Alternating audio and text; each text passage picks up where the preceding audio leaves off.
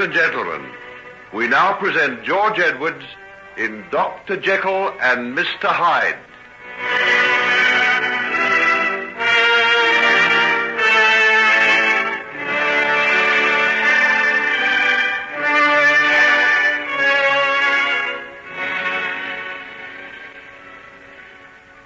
Well now, nurse, that seems to be the lot for today. Oh, how's that kettle of yours? Just about boiling. Would you like some tea? Very much. I'll have a word to Dr. Lanyon and then I'll be along. You'll find him in the dispensary talking to Nancy. Oh, good Lord, not again. What do I pay that young woman for if she does nothing but lure my assistant away from his work? I wish they'd hurry up and get it over.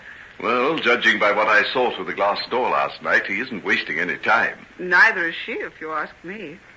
Well, I imagine we'll be giving them our blessing very soon. I'll be sorry when she goes. She's a first-rate chemist. She was talking about doing some research. Perhaps she could work with you.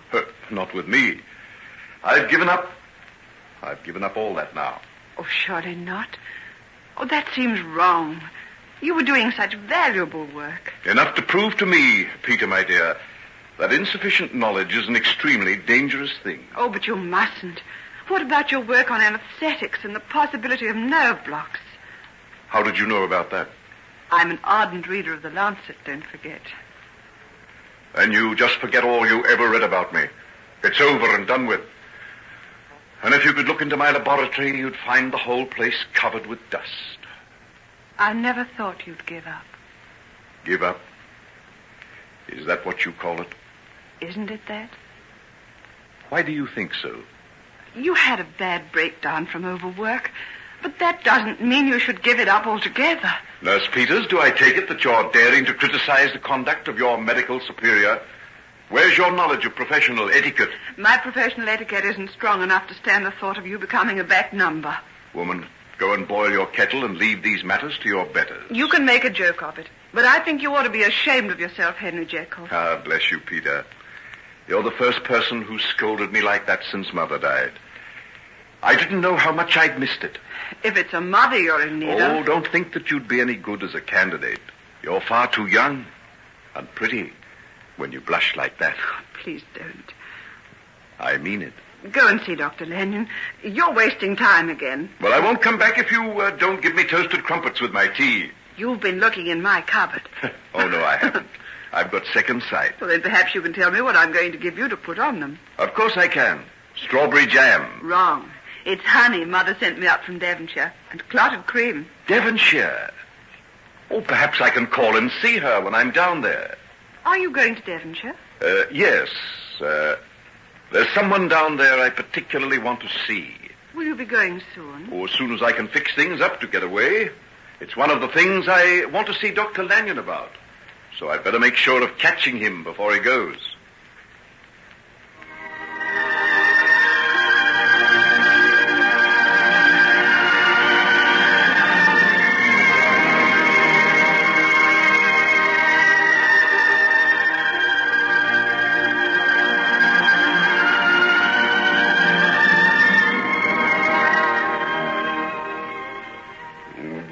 Stranger down this way, sir? Well, not really. I've been down here once or twice before.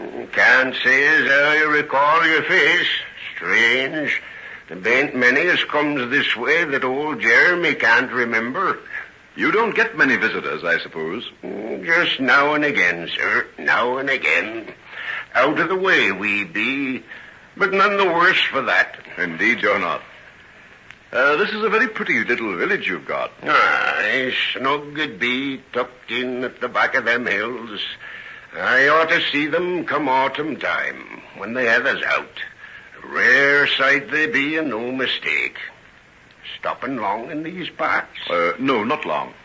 I've just come down on business, as a matter of fact. I wonder, can you tell me if any of the Trelawney family are still in the old house? Trelawney? Aye, that they be. There's old Samuel and his daughter, the same as they always was. It's not likely that they'd ever be leaving the place. And young Sam? Aye, Sammy went to South Africa, a year or so gone. Naught's been heard of him, as far as anybody knows. He, didn't get married then? with the coals, lass. Nay, that was called off long afore he went. She were fit for nothing since that accident she had. And what became of her? Well, when her mother died, she were took in by her auntie down at Grogley Halt. Been there this 2 years or more. And Hester and the old man Trelawney are still at the farm? I wonder, would he see me if I called? He might. Then he might take a fit into his head and set the dogs on you. Old Samuel's got mortal bitter since young Sammy went away. Oh, they do say it was partly his own doing. Oh, well, I think I'll take a chance about the dogs. Good day to you. Good day, sir. Now, what might a young swell like that be doing in these parts? Sticking his nose into other folks' business.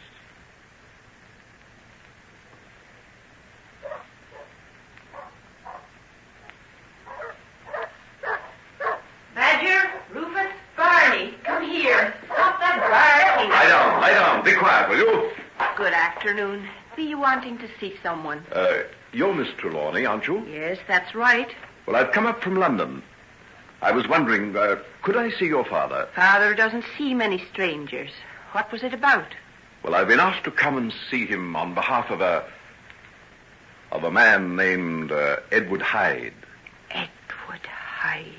Yes. You'd best not mention that name in this house.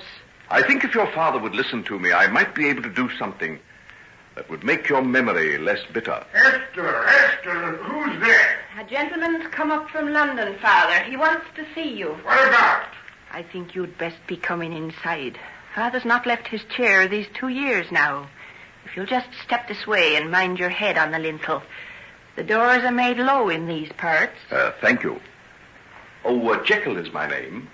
Dr. Henry Jekyll. What are you talking about, Esther? Who is this stranger? What does he want? I'm bringing him in now, if you'll only have patience.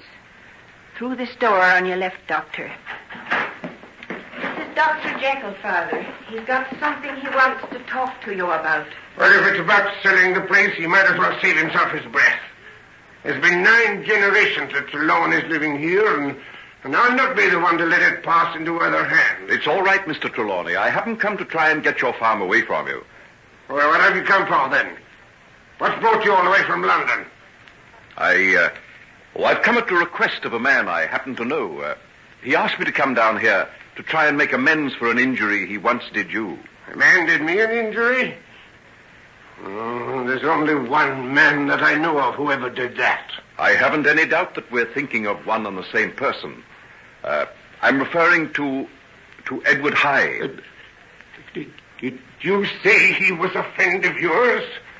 If that's so, you can get out of this house. No man who has anything to do with him can ever stay here. Father, calm yourself. You will be getting bad again if you get so worked up. And then what does he mean, coming here talking about Edward Hyde? Has he come to torment us and remind us of things best forgotten? Oh, no, I've come to try and make amends. How could you do that? Can you bring back my son to me and wipe out the disgrace of that fine girl? Well, I came to see you. You see, I can't undo the past, but there may be some means of making the future a little better. Who are you? What have you to do with such a man as Hyde? Well, I can't tell you that, but let me say that I'm, in a way, his executor. Executor? Then he's dead. Oh, no, not dead, but gone away. I know. He's disappeared to save himself from the gallows. If ever a man was ripe for the hangman's teeth... Father, try to keep calm. How can I keep calm when I think of that man? I've never ceased to regret that I didn't choke him with these 2 hands, the way I wanted to when I first set eyes on him. Dr. Jekyll, I really think you'd better be going. Father's not well enough to stand excitement. Then can I have a talk to you? Some other time, maybe. I'll have to see to Father now.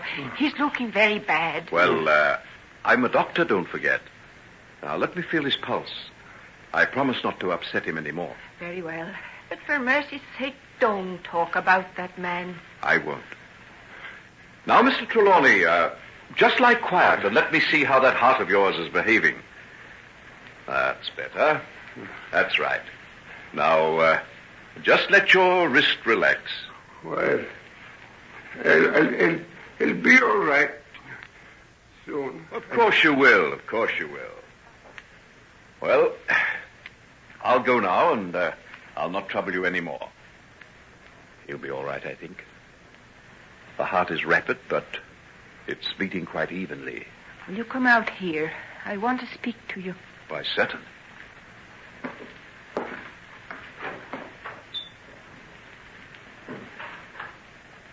Where did you get that ring you're wearing? Why do you ask? It's the same that he had on his hand. He? You mean Hyde? Yes. I'll never forget it. He had it on the night he came and told us about my brother Sam. I remember the way the light shone on it. You're quite right. It is his. He gave it to me as a memento. Memento? Of him? All we've been trying to do is forget him. Well, Miss Trelawney, if you'll only hear what I've come to tell you, I think you'll be able to forget him much easier. All right. I'll come and see you then. Where will you be? I've taken a room at the little inn in the village. Could you come down there? I'll come down later on after Father's gone to sleep. Very well. I'll wait there for you. Call me if you get worried about Mr. Trelawney. I'm awfully sorry to have upset him like that. You weren't to know. But the mere mention of that man's name is enough to make him bad for days. I think I do know. Everything. Hyde never told you the whole truth of it. He had no secrets from me. Then no wonder your hair's gone white and you're still a young man. The things that man must have carried in his heart would be enough to haunt you for the rest of your days. They do. That's why I've come down here. To try and lay a ghost. Will you help me? All right. I'll come down this evening after it's got dark. I'll wait for you. In the parlor of the little inn.